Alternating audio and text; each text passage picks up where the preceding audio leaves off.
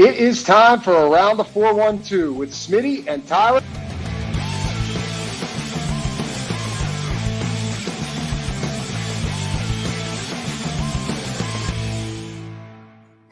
Welcome back to another episode of Around the 412. I am Tyler. With me, as always, is my co-host Smitty. Be sure to follow us on all of our social medias at Around the 412. And if you're not watching the show there already, check us out on YouTube. Hit subscribe. It's free. Hit the notification bell so you never miss a video, or you never miss when we go live, like when we go live on Saturday mornings during football season for Steelers Saturday Sit Down, when we preview the upcoming matchup for the Steelers. Not a great week again from us. We've had a running habit of that lately. My offensive bold prediction was correct. Yeah, but offensive bold prediction was correct. But our score predictions and the outcome of the game were not correct, unfortunately, in this one. If you watched last week, but you know, we'll try to be better if you tune in this upcoming Saturday for Steelers Saturday Sit Down. Also, follow us wherever you listen to the podcast, whether that be Spotify, Apple Podcasts, wherever you find your podcast, we are there. Leave a 5-star review. And also check out the description of each and every show, where we have all the links to our great sponsors that you'll hear about throughout the show. And we also have the link to the GoFundMe for year 8 of Rockin' Around the 412. It's our Christmas fundraiser where we provide children in the local Pittsburgh area the Christmas that they have always deserved. There's a few ways to get involved this time of year, which, I mean, I say this time of year, but this time is rapidly going by. We're looking at only a couple weeks left before we cut off the gifts and we start getting them to the kids. But we do have the GoFundMe below. That's one way. And we can also compare that. You can also send money directly to Smitty and I ourselves for that same mission, because we don't want GoFundMe taking a piece, if we're being completely honest with you. And by the way, we do give gifts as incentive. GoFundMe doesn't want you to know that as well, but we do. We've got some Steelers like autographed signed item by Pat Fryermuth. We got Penguins tickets coming your way. Some Around the 412 merch from Shop Yin, some Game Changer shirts, all sorts of goodies coming your way. If you do donate at least, well, we used to put a limit on it. If you donate at all, you are eligible to be nominated to win one of those prizes. You can also partner with the East Rochester Salvation Army. You can adopt kids off of the Angel Tree from the East Rochester Salvation Army in the name of our late friend Dalton Keene. We've been able to do that so far this year. We've 74 kids we've hit so far in 2025, which is, as far as like a kid total, that is the largest amount we've done so far, which is fantastic to hear. But over the last couple of weeks, we want to include the raise that total as much as we can. So if you can get involved either way, whether you're donating to the GoFundMe or Smitty and I directly, or you get involved with the East Rochester Salvation Army, or if you just share the message, if you want to go check out our pinned tweet on Twitter, it is also there. You can retweet it, share it on Facebook, whatever you want to do, however you want to get it out. You never know who can see these things, and we want to impact as many children this time of year as we can. But like I said, that time is going by pretty quick. We're only looking at a couple weeks away.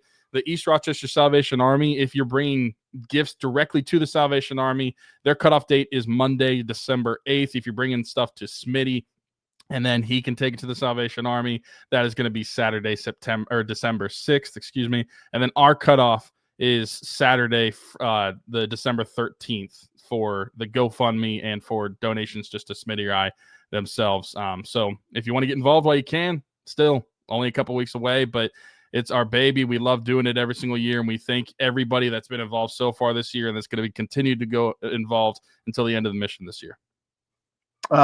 We got a couple more notable donations to hit a cool 4,000 right on the money through the GoFundMe. Our guy Andrew Emblem, who's always super gracious, super supportive of everything that we're doing. And then the Frick family as well donated this past week as well. So shout out to them. But at officially 4,000 on the GoFundMe, and then of course people that donate outside of that as well, people that take a tag. We can't really account for how much they're spending. But we obviously appreciate that. The important thing is the amount of kids that are impacted by this. So we can give you that exact number. Sits at 74 as we sit here right now, which is the most in one single year. So very excited about that. What we're not very excited about is we talk about the Steelers game against the Chicago Bears. You mentioned Steelers Saturday Sit Down and the way that things have kind of gone for us predictions wise. I'm now under 500 on the year at 5-6 on picking Steelers games. The team is 6-5. I'm 5-6 and picking them. The NFL season is always a roller coaster. There's going to be ebbs and flows. I think the frustration comes from the fact that this is just like the Steelers roller coaster is like riding the Thunderbolt over and over again, because you're riding the ride. You've been on the ride so many times. You know the destination. You know the way that it's going to go. You know how it starts. You know what's in between, and you know how it ends. I think that's where the frustration lies for a lot of people, myself included. I don't want to just jump right into it and start throwing out things that are hot takey. I don't think this is hot takey. I feel like I'm a pretty level-headed fan for largely. Although I will say, I definitely have felt myself kind of fall into the ebbs and flows of the season more than I typically do. Like, I was largely because of the injuries to Lamar Jackson and Burrow, I found myself going from thinking this was a wild card team before the season started to thinking they were going to win the division to thinking they might not even make the playoffs. Then they beat the Colts, and I'm back in thinking, okay, probably a wild card team. Now, after this loss to the Bears, I think for the first time in a while, I feel like long shot to make the playoffs. I think this is a one-team division for the playoffs. And right now, I believe that's going to be the Baltimore Ravens. And it's so frustrating to have gotten to this point because you look at the defense, which should be carrying this thing. The offense, to be honest, like we can complain about the offense on like a week-to-week basis. They're probably punching above their weight still, even being an average offense with the resources that they've put into it, the amount of money that they spent on it, just where they're at right now. They're probably punching above their weight right now. Defensively, okay, just listen to some of these numbers. They are 23rd in EPA per play, 16th in success rate, 15th in drop back EPA, 14th in drop back success rate, 27th in rushing EPA, 22nd in rushing success rate. Then just some surface level stuff. 28th in total yards allowed, 31st in passing yards allowed, 15th in rushing yards allowed, 20th in points, 27th in third down percentage. All the money, all the resources that are put into that side of the ball. This has been a massive failure. I think it's disappointing for this team to not win the division based off everything that's happened with the other quarterbacks. I think it's a massive failure if we get to the end of this thing, they didn't make the play. And here's the thing. Everything I just said about defensively, they stood at Buffalo. They stood at the Ravens twice. They stood at Detroit. This is probably going to look worse than it does right now for them defensively. It's awful. I mean, somebody has to answer for this. I know it's been said so many times. I expect that Terrell Austin's not going to come back. I feel like at best I've been neutral about Mike Tomlin since 2023. At worst, I've been saying it's time for change.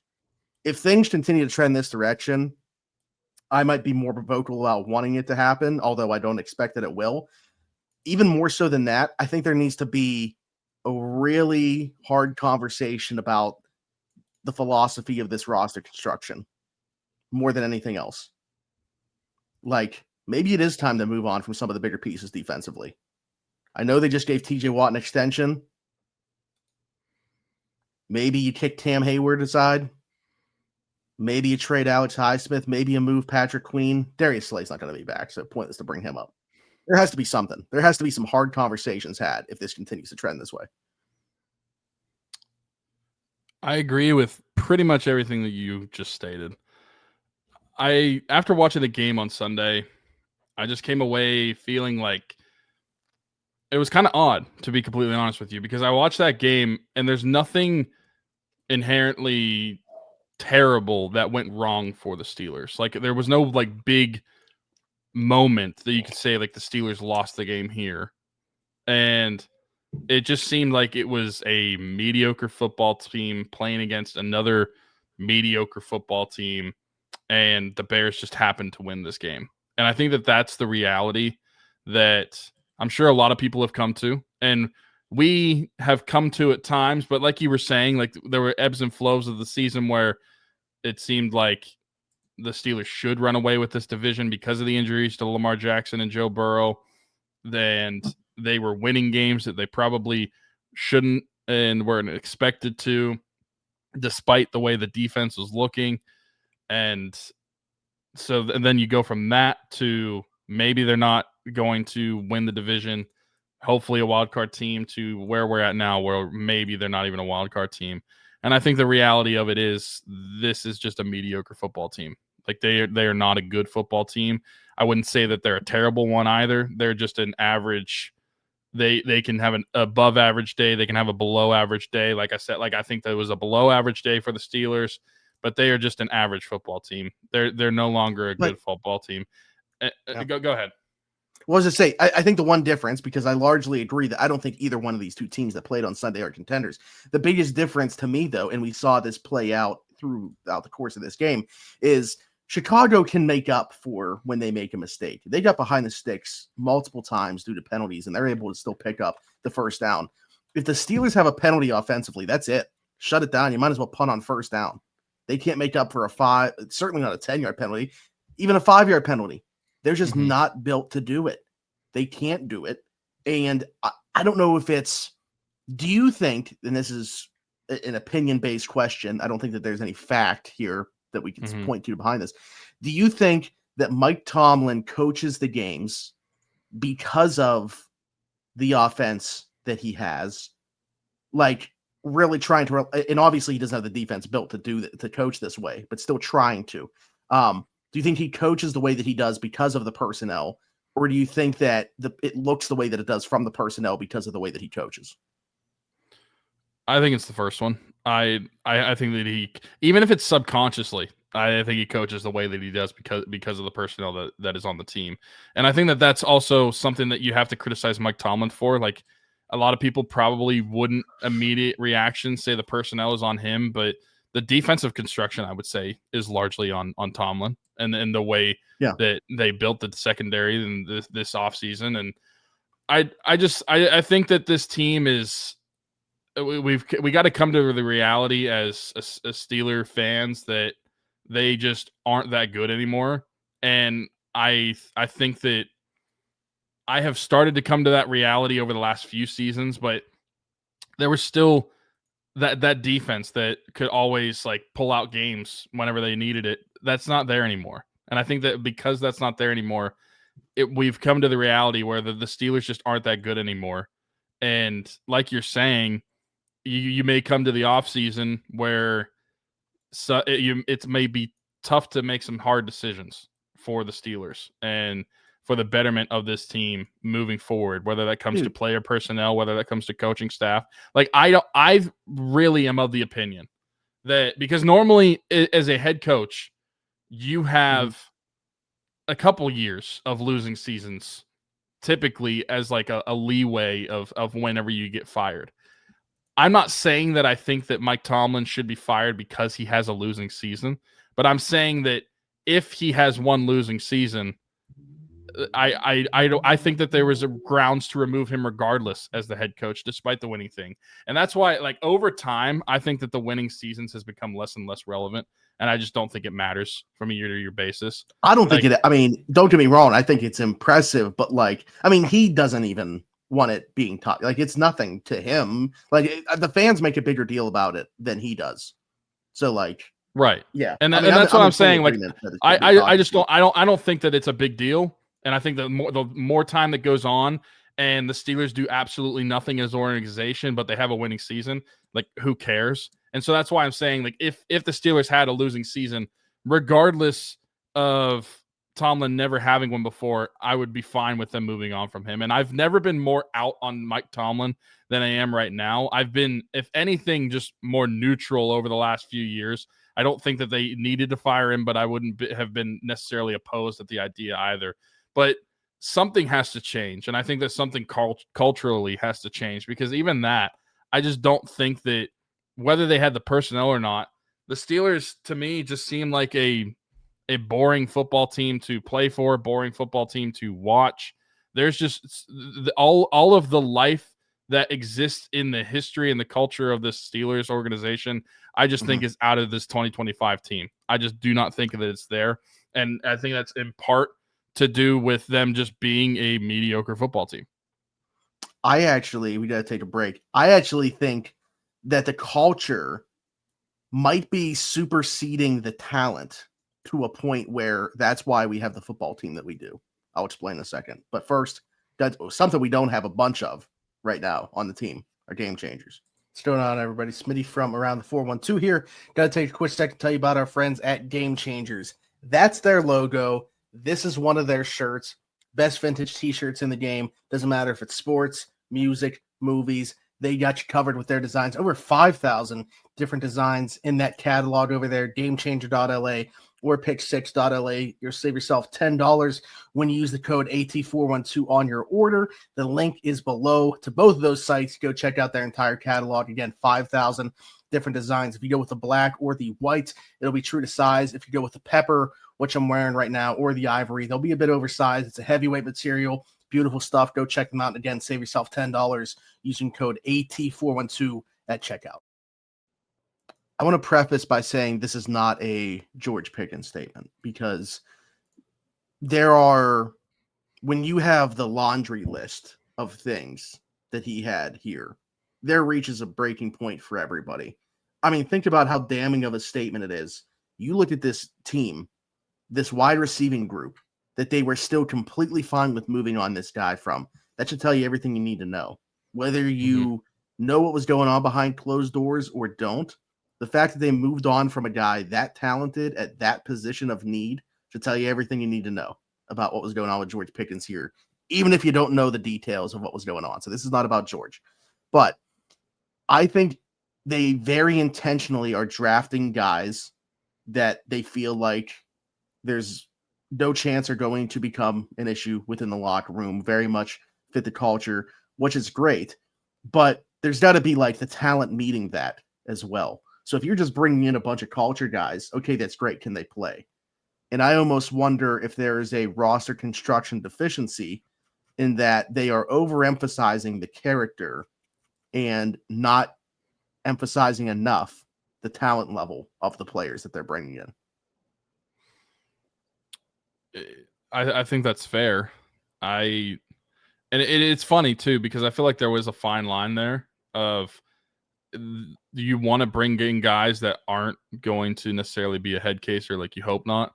But the last couple of drafts, you've had a few picks that are underwhelming. Like one that points out to me that hasn't really shown much, and not necessarily all his fault either, but like Roman Wilson, when they selected him, good culture fit, good fit for what Azani wants in the wide receiver room, as far as like the willing blocker and everything. Yeah, I was told he was pretty much handpicked by Azani. That was his guy. Is he the best talent that they could have gotten at pick? What was he? 83? 84, I think. 84. Like whenever a guy like Jalen McMillan was still there, that you could have picked. I just there was different receivers that I think that they could have gone with.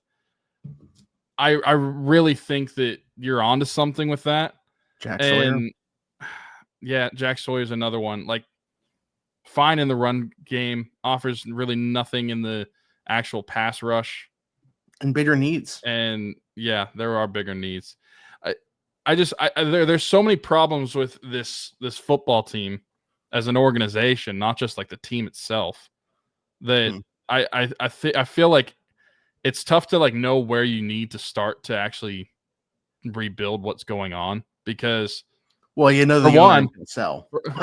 For one, and that's another problem too. I wasn't even including that, but that would be fine. I know that's probably blasphemous for a lot of people to hear, but I think that the Steelers ownership might be better suited not in the Rooney's hands anymore.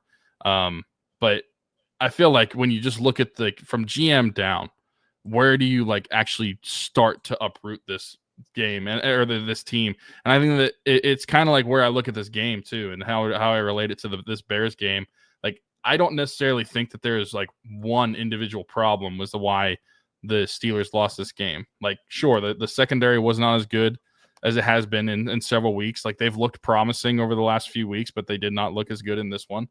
They didn't get a match with a pass rush either. As for when we talk about how special teams are not good. I thought it was interesting. That's the first part that Mike wanted to talk about from the game. Like, during his presser, the first thing he went to was Corliss Waitman and special teams. But I mean, they were terrible. They significantly They were terrible. Teams, I mean, the offense was what it was. I don't think that the offense was nearly as bad as what it could have been, but I thought they ran the ball fine. I thought Mason is what he is, considering how much he probably got prepared for. I thought he was worse when I went back and watched it. I thought the offensive line was pretty good. Offensive line, yeah, I thought they were fine. And I think it's just based off expectation for Mason, is why I say like he is what he is. Like, I'm not expecting him to really do. Sure. But what in the world is up with the deep ball? I mean, the deep ball was kind of his calling card coming out of Oklahoma State. I swear to God, it looks like it's just like, it looks like he's just loading that thing up with helium and letting it go. Like, it just looks like it's going straight up into the air. There's no zip on it. Yeah. I don't know what happened. I mean, there's no way he's got like a dead arm at however old he is. Like, what, 29, 30? 28, 29, 30. Yeah, something like that. So I don't know. His deep ball looked awful. I thought that was like the worst part about his game, going back and watching it. I mean, I don't even think the interception on the DK play was like necessarily bad. It was a little underthrown. I don't mind taking a shot there. You would hope that DK is able to break it up, and obviously Nashawn Wright with a crazy play. But going back and watching, honestly, like the end of the game sequence, I was just like, what in the like? I don't know how he decided this is where I'm going with the ball on first down and third. That was the most damning part. With no timeouts, he's just checking it down. I don't know how you're throwing short of the sticks in the middle of the field. You're not really helping yourself at all. No timeouts. And incompletion is better than doing what he did. Mm-hmm. Yeah. But yeah. No chunk plays. and that's why I think that it relates to this on a bigger level, like how I feel about the organization. It's like there were definitely a lot of things wrong, but I don't really know what to point at to say like is the biggest problem. And I also don't necessarily know how to address it. Like with this 2025 season, I don't know at this point in the season how you address anything that you're going to change for significant change the rest of the way. The defense, I think at this point is what it is. They're not going to get better. We thought that the secondary was getting better. And I think that overall, compared to what it was at the start of the season, it probably still is better with the addition of Kyle Duggar, moving Jalen Ramsey to safety. But like Darius Slay sucks. And he's been probably the biggest disappointment of the year as far as like bringing in a player with some sort of expectation. Which, by the way, just to go to show whatever Mike says on Tuesday isn't necessarily going to carry over. James Pierre started and played more than Darius Slay only played the amount that he did because Joey Porter Jr. didn't finish that game. Mm-hmm. Yeah. So just throwing that out there. What is your opinion of this 2025 team now? Because I don't necessarily think that this game changed my overarching opinion of them, because I thought going into this game, really, if you lose this game, then you're probably worse for wear when it comes to a playoff position, because you need to pretty much win the division. But just like not necessarily for playoffs, but just from the state of the team, how are you viewing this 2025 team? A massive failure because of the defense. I mean, the offense, like that's why it's even hard for me to talk about the offense. It's just because like they're doing what I expected them to do. So it's hard to be too upset about the way that they're at least playing. You can be upset about the way it's constructed for sure. But like with the results that you're getting, I don't know how you can be that upset about it. On the defensive side of the ball, with all the resources they put into it, it's a massive failure. And there's no other way to say it. That's why bare minimum, Terrell Austin cannot come back next year.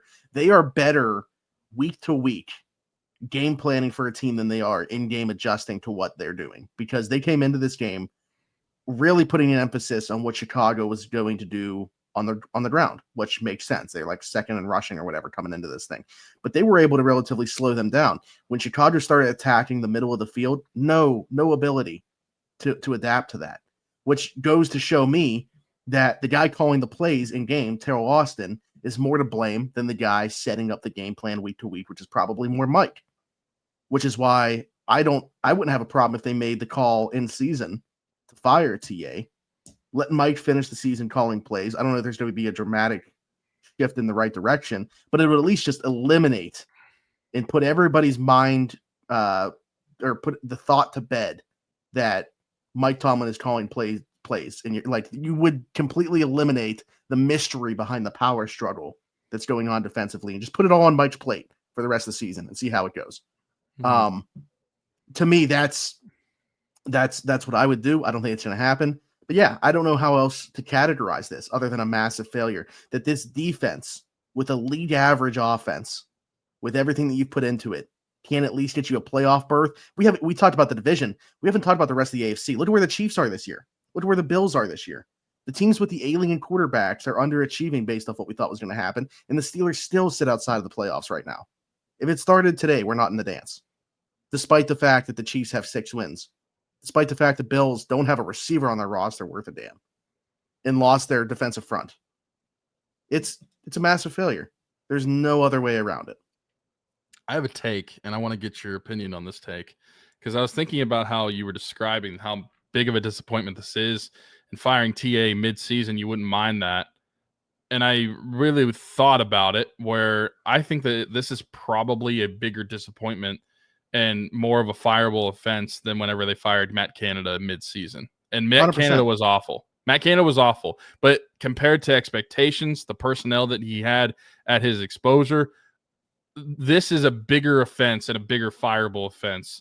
The fact that the defense is the way that it is, that then he should be removed mid-season than whatever Matt Canada was doing with the offense in 2023. And in that case, to me, like, don't get me wrong, I was all for it, but you didn't have somebody right there that made sense to turn the keys over to. Now, it would just be Tomlin now. Like, you know that guy is there. In 2023, we're like, what in the world? Who's going to call plays? What are we going to do offensively? Like, there's no way for them to turned out to be a joint venture. Yeah. Defensively, that guy's there. Like, no question. It would be Mike Tomlin. No problem. So, yeah, I'm in agreement with, not only do I think that it makes is there more of a case because of the results that you're getting, I also think there's more of a case because there's the easier in-house option. Mm-hmm. Yeah, 100%. What's TA's contract? The sad part is we gotta bring up his contract. Is it up expired. at the end of the That's year? what I'm saying. Okay. Yeah. Well, then it's easier for the Steelers to make that decision. Yeah. That's fully what I expect to have happen, because that's easy to say. Like, at the bare minimum, I feel like we know that that's going to happen, but that's not. I don't know how much that's changing, and that's why. I mean, this is think about this. Who brought this up? Alan. I don't know if you've listened to Afternoon Drive this week. He has not necessarily advocated for, but said it should be on the table if things continue to trend this way the rest of the season for them to blow it up defensively. He threw out their trade in TJ Watt to move up in the draft to get the quarterback, like completely shifting philosophy in terms of the way that they are using their resources. If you're looking to shed salary on the defensive side, they could get, you do not need to spend the amount of money that they're spending on the defensive side of the ball to get the results they're getting. Mm-hmm. Like, so I don't necessarily say that a lot of the stats are bottom 10, bottom 5 in the league that you were saying earlier. And there's a lot of teams that are within that realm that spend probably half the money. Yeah, absolutely. I kind of expect a trade of somebody on the defensive side, whether it's Alex Highsmith, Patrick Queen going into his last year. I think one of those two makes sense. I think that I wouldn't close the door on them pushing Cam out the door. Which I can only imagine the reaction based off of the events of this past summer. Where I mean, a lot of people love to bring that up still about Cam bringing up his contract and making a deal out of it. To me, it is what it is. Like, I don't really think it was that big of a deal. And is it a disappointment the way that the defense is playing? Sure. But I wanted to bring up to you that, like, with Allen saying to blow it up and potentially even like trading TJ Watt to move up in the draft and everything like that. The hard part about that in my mind is I don't necessarily think that they would be willing to blow it up unless they got rid of the head coach. I don't see them being able to change their philosophy that drastically unless they completely change the head coach, because a lot of that philosophy is coming from him. And I just cannot imagine it changing. Like, I don't think they would suddenly turn over to the offensive side of the football with Mike Tomlin still as the head coach. If they want to change philosophy, they would probably need to start there. And I'll be honest, and we'll talk about this more because we got to take another break here. I have always been of the mindset that this regime was going to get to see out this rookie quarterback selection, assuming that that's still the direction that they're going to go in the 2026 draft. So again, we can talk about it all we want. It's not the direction I expect they're going to go. So I think you're right. But anyways, we'll take this break, come back, talk about that more. What's going on, everybody? Smitty from around the 412 had to take a quick second to tell you about our friends at Keek's Barbershop. That's Keek's Barbershop, 401 Burkage Way, Suite 2 in Beaver, PA. Download the app, The Cut, book an appointment with Christian today, or you can do a walk-in with Tony or Ashley. Again, download the app, The Cut, to book an appointment today, or they do take walk-ins as well. Could not imagine going anywhere else. Old school vibe in there. Check them out.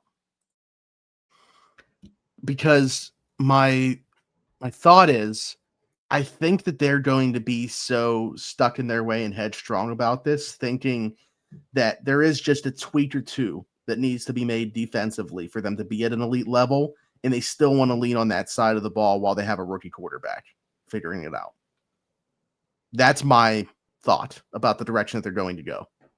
So, I mean, again, isn't that the same philosophy they had this offseason, though? A tweak or two? Isn't that what the Minka Fitzpatrick trade was? Isn't that bringing in Darius Slay? Like, and I'm not saying that to go against what you're saying. I am, but like not in spite of you, but like in spite of what the Steelers have done this offseason. It makes no sense to me where they could come away thinking a tweak or two once again upon their tweak or twos is going to make that massive of a change. It's almost like, if to relate it to a different sports team in this city, it's almost like the Penguins putting Band-Aids on a broken leg and trying to be able to fix what they were doing for the last several years. Now, obviously, the Penguins are getting better results for the most part this season, and we think that there's a lot of change. But look what they did. They fired the head coach. A philosophy change had to happen in order to get some of those better results. But for the last 3 years prior to this year, it was like we were living Groundhog's Day, the movie, and living the same day over and over again. And I feel like that's what these Steelers seasons have really become. The personnel might slightly change here or there. They might tweak the roster a little bit. But at the end of the day, we've been living the same season since 2018. There's not a big... That's why I said we're just getting... It's a roller coaster. We're just getting on the exact same roller coaster every single season. Yeah, and that's why I think that like tweaking it isn't going to do anything. Like, you're ultimately going to... I don't think that you could tweak, because emphasis on tweak. What is tweak? If you're just bringing in one different player defensively, I don't think that's going to change the schemes you're running. I don't think that's going to change the philosophy that you have. You have to have a complete overhaul of your structure as a team to have a different philosophy. And that's why I think that Tomlin is the answer to that. And Tomlin would be the one that would have to go first, besides tweaking the roster, overhauling the defense, and trading anybody. Even if they traded people from the defense, I don't see that the philosophy of the team's that different, and I don't see how the results would be that different because of those trades.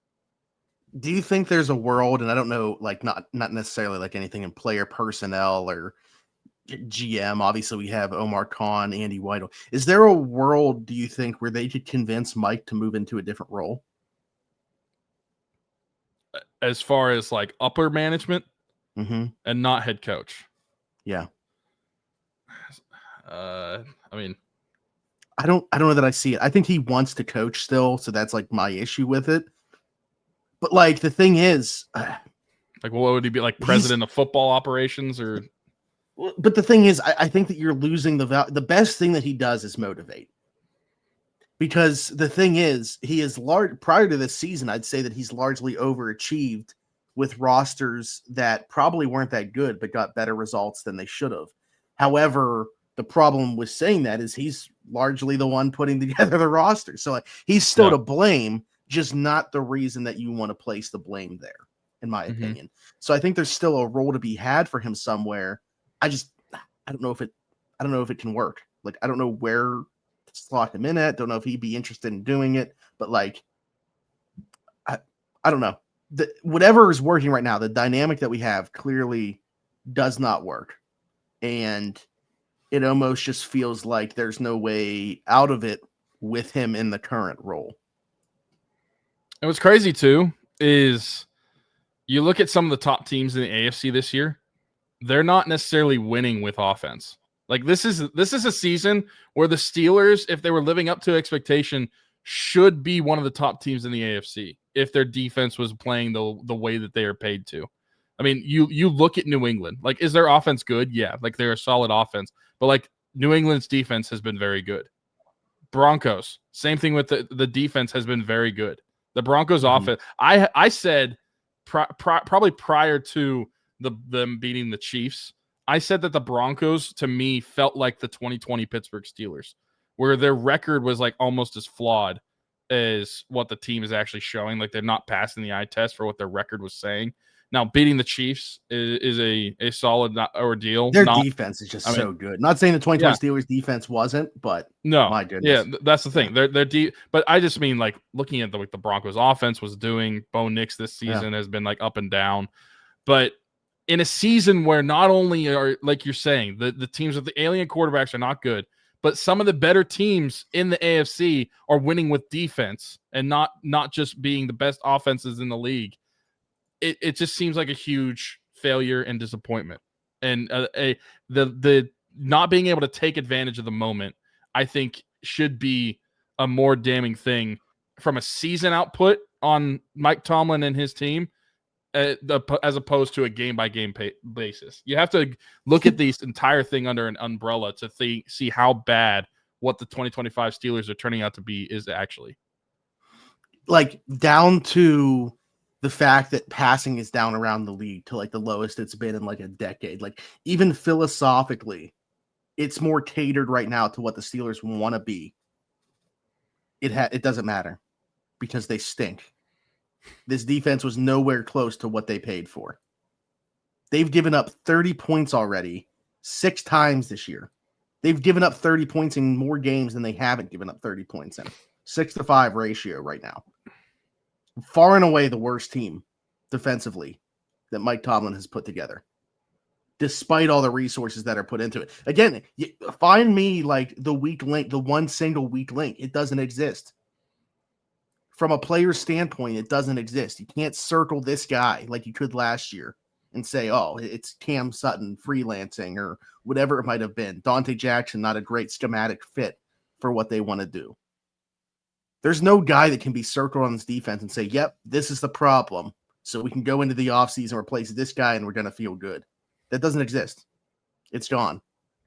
This defense was built in a specific image. They reshaped it because it didn't work out in the secondary.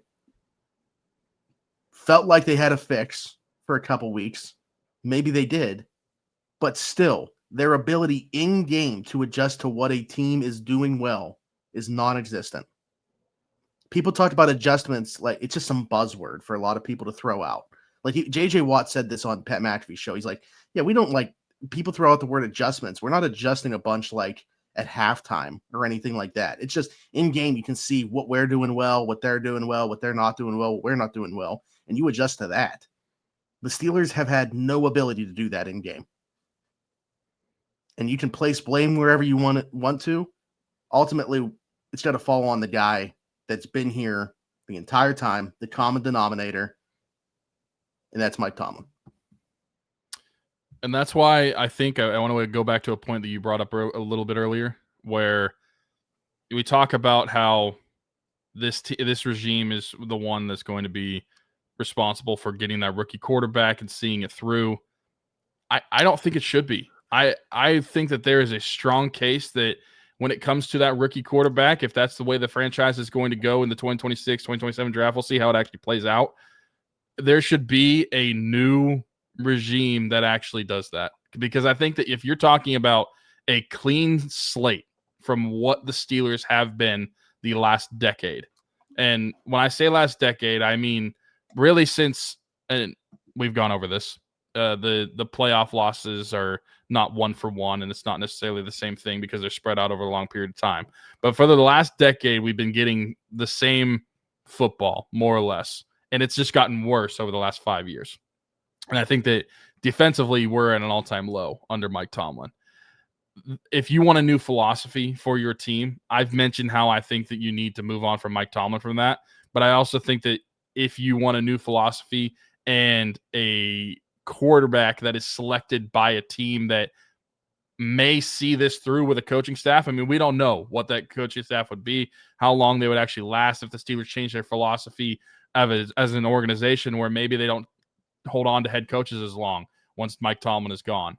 But I really think that there is a value to having that clean slate with a new head coach and a different philosophy than what Mike Tomlin brings to bring that quarterback into. Because I think that if you bring a rookie quarterback into this team right now, that's almost setting themselves up for failure, because the offensively, they're still not set up to support a rookie quarterback. And when the rookie quarterback doesn't have a defense to bolster him on the other end, I just feel like that is going to be trying to jump onto a moving train, except that train is about to jump off of a bridge, and the rookie quarterback is going to join it with it. If anything, if the rookie quarterback is going to struggle, I would rather it be under a new philosophy, and you can see the development of both the head coach and the quarterback together. I don't really think that you're going to see that development and see a different change in terms of how the Steelers are going to structure a roster, how things are going to play. And I just don't think that that's going to do anything for whatever rookie quarterback you bring in here, no matter how good they are. If they don't change how they operate things when it comes to the structure of their roster offensively, I just can't imagine them being able to support any rookie they bring in here. I mean, I don't disagree. I think my thought, though, is if they were going to go that route, I would like to see them pair that rookie quarterback with somebody like an offensive mindset, that background. And I like, even if they move on from Tomlin, I feel like they're still going to hire like the same cloth. Like if they fired Tomlin last year, they would have hired Aaron Glenn. Yeah, exactly. Basically the exact same. Yeah. Same cut of the jib, cut from the same cloth, same philosophy. Cut of the jib. I've never heard that before. Yeah. That's kind of my thought process on it. Like, so I 100% understand. And do you think that's a Rooney philosophy? Or Sure. do you think Omar Khan would have No. Mm-mm. Definitely not Omar. That's a Rooney thing. 100%. I think that I think he has a type at coach, and I don't see them going away from it, even if it isn't Mike here anymore. I think that they're still going to seek that same prototype of coach, if you will. It's like if you're creating a character in like Madden, 2K, whatever it is, to create a player, the archetype is still going to be the exact same for the coach, even if you change the name. That's why the issues to me go beyond Mike, but it's like you can't. Yeah, it's like having a conversation about the Pirates. Honestly, is Art Rooney? Art Rooney's Bob nutting with a salary cap? Yeah, I was gonna say, is Art Rooney closer to Bob Nutting than he is to Dan Rooney? Yeah. We got to play two more ads, to be honest with you, but we'll play this one, come back, put a bow on it, play one more, get out of here. I wish you guys are going to have a great Thanksgiving after listening to this. I'm sure this has been a great episode, but we'll be right back. What's going on, everybody? Smitty from around the 412 had to take a quick second to tell you about our newest sponsor, Shop Yins. A lot of people been asking me about Around the 412 merch. We got it. Down below is the link, shopyins.com. Save yourself $10 off a minimum purchase of $30, which is basically like you're just buying one t-shirt if you're over there right now. Orders of $75 or more also get free shipping. And while you're over there, don't just check out our Around the 412 stuff. Taylor's got Penguin stuff, Steelers stuff, Pirate stuff, a bunch of good stuff always coming out. Hoodies, I'm actually rocking mine right now. T-shirts, hats, stickers, flags. He's got a bunch of stuff, koozies going on over there right now. Go check all of it out. We appreciate the support that you guys have given us. We appreciate our guy Taylor. Go check it out, shopyins.com. That's why, to me, the thing is, who is the most impactful person in the organization that we can move on from to change something? You can't replace the owner. The next person's Mike Tomlin, in my opinion. Well, I don't see it happening. Well, I think there's things that they can do with Mike Tomlin as head coach to be successful. I just don't think they're going to. Like, I think it's like I said, headstrong, stubbornness, whatever you want to call it, that is going to always be in place with him as the head coach. Things that are his own doing, but also, again, going above him because of the way that he's viewed, and he's just always going to get at least that result. Like, they're always going to be competitive with him as the head coach, and that's how it's going to be looked at. So for as long as he is here, I just don't see things changing, even if it's not all within his control. I'm sure the no losing season thing probably matters a lot more to Rooney than it does the fans at this point. And yeah, you're when probably... I said fans earlier, I meant like the way it gets thrown around in a negative light, which I also think is wrong. Like, I don't think it should necessarily be propped up as much. No, as I don't think that it's a negative thing, but I don't think that it's necessarily this end all be all that makes him an untouchable coach. Like I genuinely feel like if the Steelers did not change a thing and they end this season 9-8, because I still think that's a realistic possibility. I know that they have a tough schedule. Which people always throw around as a joke. It's happened once. It's happened once, but quite literally, like looking at the rest of them. I actually think it's possible this year. Like 9-8 is legitimate possible. You split with the Ravens. Say you lose to the Bills and lose to the Lions, but you beat the Dolphins and Browns. Like you're sitting there at 9-8, and I legitimately think that there's a world, an unrealistic one because of the conversation we're having with Rooney and everything, but there's a world where I could see Mike Tomlin ending the season 9-8, still not having a losing season, and being justifiable to move on from him. You could have a head coach that has never had a losing season, and I still think it's justified to move on from him just because of everything that we've been talking about. How does this team move forward as an organization if there is no substantial change? And I'm sorry, changing whoever is going to be playing your second outside corner is not going to be as substantial of a change as changing your head coach is going to be. So with that being said, I mean, I agree with you. I think that the Rooney is probably the biggest problem, but you can't change that. Mike Tomlin is the easiest to change as far as guys who could go that would make a biggest impact. But at the end of the day, if they're bringing in somebody who is going to be the same type of philosophy, how should we expect the organization to really be that different? And I think that that's part of the problem too, is that I think that you need to completely overhaul that philosophy. And if it was up to me and I were the Steelers owner, I would hire an offensive guy. I mean, that's kind of the way the league's been trending for the past decade. And you see a lot of success from these offensive geared teams. And whenever the biggest problem that you've had over the last decade, or really last 5 years, I should say, because Ben only retired after 2021, is quarterback, and you're trying to figure out a quarterback, I would rather have an offensive head coach when it comes to bringing in a rookie quarterback and hoping to find another franchise guy, because this is not 2004 anymore. Like bringing a rookie quarterback into that defense was justifiable because you did not necessarily need that all-pro quarterback to win back then. Now it's almost a certainty that you need one of those. You know what's crazy? Okay, go ahead. The last two like historic rookie quarterback seasons that we just saw, Jaden Daniels and CJ Stroud, both with defensive head coaches.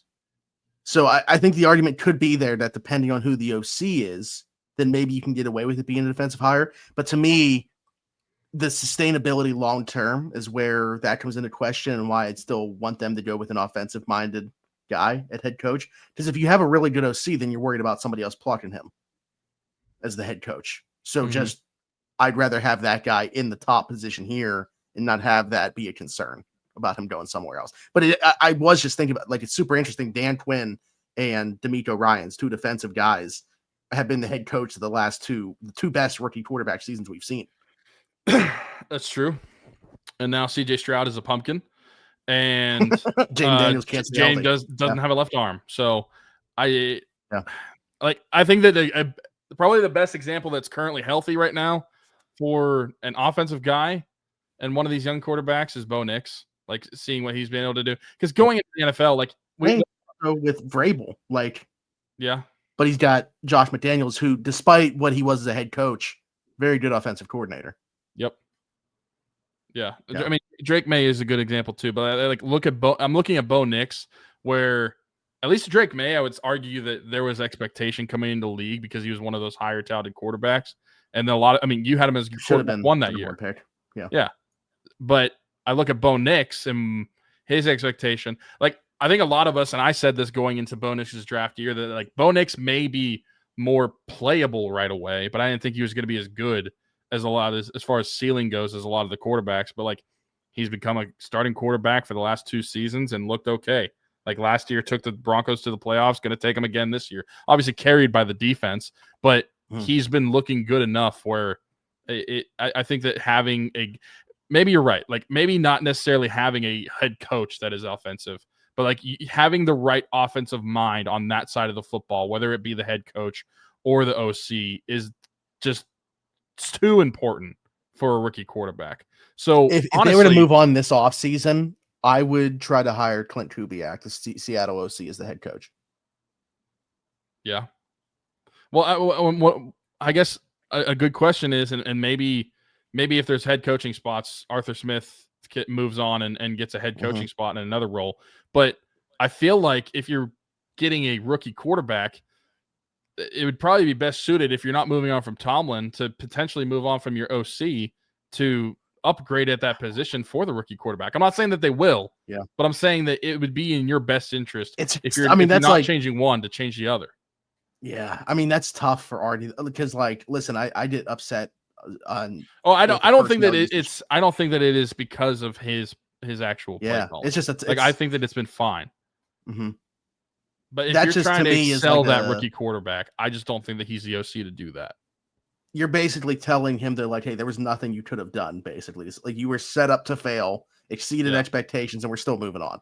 So that's why I mean, in that scenario, it would probably be best case that he would just get one of those head coaching spots. But which I think is very possible that he's the next Titans head coach.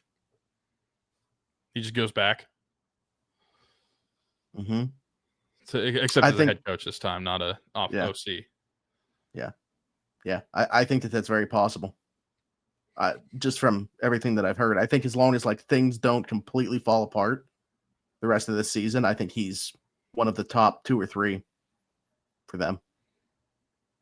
Well, it's crazy. We've had the Steelers episode, and I feel like we didn't talk a ton about the actual game, but this game more or less opened up a lot of conversation. The game was a microcosm of the season, though. Like, what in the season was a microcosm of the last decade. So, yeah, I mean, a lot of big picture talk in this one. I don't think that's necessarily a bad thing. Yes, they lost 31-28 to the Chicago Bears.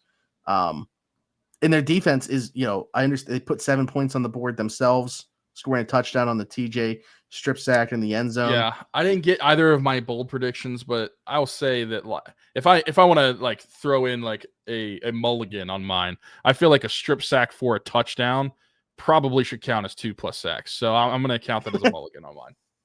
Okay. Yeah. What was mine defensively? Oh, they'd win the turnover margin. They didn't. Or yeah. No, they lost 3-2 turnover margin. 3-2? Does that count turnover on downs? Yeah. Okay. I do, at least. Okay. I mean, it's essentially the same thing. Yeah. But either way, I wouldn't. Even if they were even, I said they're going to win it by 2+. Another thing, by the way, I say we didn't talk about this game. 3 turnovers from the Steelers, if you're counting that turnover on downs, all led to touchdowns.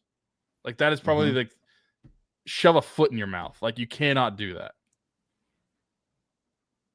Talk about the defense not living up to that momentum swing of a turnover. They're so bad at responding to adversity. They have no gall.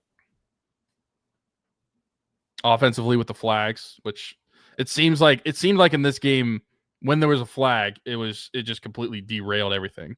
That's what happens every single time. Their response to adversity is atrocious, and that is another thing to me that is very damning about the head coach. And it wasn't always that way. The response to 1st and 20 is James Pierre costing them their final timeout because he flopped running into DJ Moore.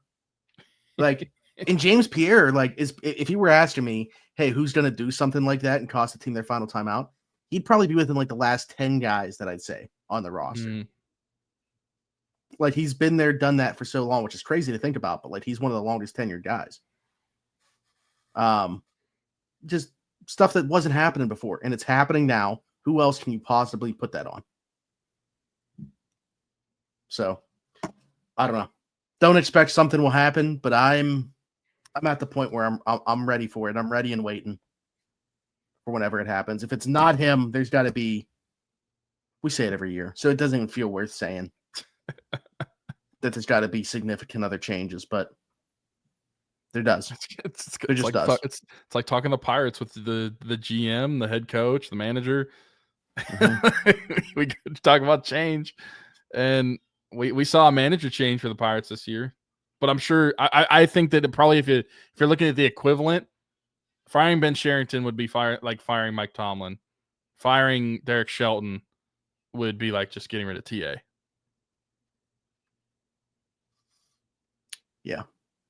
And not that I'm saying Donnie Kelly wasn't deserving, but it's not like they went outside the organization and made some splash higher in that place either. They just promoted a guy that was already. Well, at least in season it made sense to just move to him. Mm-hmm. But then there was no interim tag, and he's the manager, and there's no exploration of that in the offseason. Yeah. So, all right, that's it. That's enough. That's enough complaining for 1 week. We'll be back here on Saturday to preview this game between the Steelers and Buffalo Bills on Steelers Saturday Sit Down, 10 a.m. Eastern. We're around there. So join us for that. Hopefully, we can at least set it up and give you some glimpse of hope for that game and moving forward. We'll see when we get there. Do definitely want to wish everybody a very happy Thanksgiving. I feel like you guys know from every single episode that we put out, especially this time of year when we have the Rock Around the 412 stuff going on, how thankful that we always say we are and appreciative of you guys. But, been doing this podcast since 2017. We brought up TJ Watt's name earlier. The way that I always reference it, we started doing this podcast before TJ Watt played a snap for the Steelers. It has been a very long time of doing this podcast. And while Herb's not here anymore, he'll always be an Around the 412 member in spirit. He's still alive. He's alive. I feel like we need to preface that. He's alive. But, the point that we got to with him was awesome to see.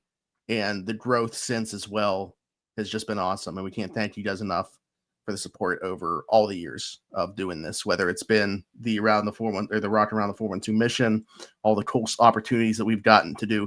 I would love to get back out to Wild Things Park again next summer and throw out another first pitch and hang out with all our friends in the suite. That was awesome. All the interviews that we've gotten to do, the connections that we've made. It's just been awesome, and none of it happens without you guys. So we're super thankful for you guys. Hope you all have a very, very happy Thanksgiving with your friends and family. Tyler, I don't know if you have anything else to add. You became a father within the last year, so I'm sure, a much different level of thankfulness and appreciation. But, I don't know if there's anything else you want to say. Yeah, I just want to echo everything that you said. Thankful for everybody that's been rolling with us since the very beginning of this thing, 2017, when there was very few friends and family that listened to this, and now we have lots of people that tune in every single week to listen to us talk about sports for some reason. Maybe they get a kick out of impression, but I want to thank everybody that has subscribed, followed us, become friends of ours through this mission. It's crazy. Like you never know like how many friends you're actually going to meet through the internet, and seems like there's more and more every single year. And also, I mentioned it at the beginning. Smitty also mentioned it, but like a big thank you to everybody that participates in Rocking Around the 412. We do mean it whenever like we say that is our baby. We love being able to provide for those children in the local Pittsburgh area, but it's all because of everybody that donates. Smitty and I are just the facilitators of that. It's everybody. I used the word vessels the other day, and I thought that was pretty good. Yeah, that is a good one. We're the vessels, but you guys are the ones that actually are impacting these kids' lives. So we just want to be able to thank everybody this time of year. Like we said, there's a couple weeks left if you want to get involved, but thank you to everybody that's been involved in years past or this current year. If you've ever shared a message, donated, anything that you've done for it, thank you. It's our favorite thing that we do every single year. So big part of the podcast. But yeah, thankful for everybody that's been doing it for a long time. It's crazy. It's been 8 years of this thing. Yeah. I don't remember what we did last year. Maybe we can get back to doing the live stream for when it is time to announce winners of prizes and stuff. I don't remember if we did that last year. I know we used to for sure in the past, or how we did it. But yeah, get you guys some prizes for those of us, or for those of you that help us bring this mission to life every single year. So super excited about that. Be sure to check out that in the description. The link will be there, whether you're watching or listening, along with all of our great sponsors, one of which we did not mention yet and will right now. That's Marcello Electric, logo above Tyler right now. Let's tell you about them. What's going on, everybody? Smitty from around the 412 here. Had to take a quick second to tell you about Marcello Electric, serving Beaver, Allegheny, Lawrence, and Butler County. Whether it's residential, commercial, or service calls, our boy Brandon Marcello's got you covered. 724-614-0611. Again, that's Marcello Electric, 724-614-0611. The link below in the description takes you to his Facebook page. All his contact information is there, as well as a lot of the projects that he's been working on. Does great work. Couldn't recommend him enough. Every time that I play the Marcello Electric one, though, the thing that I think about is when I forgot Beaver County.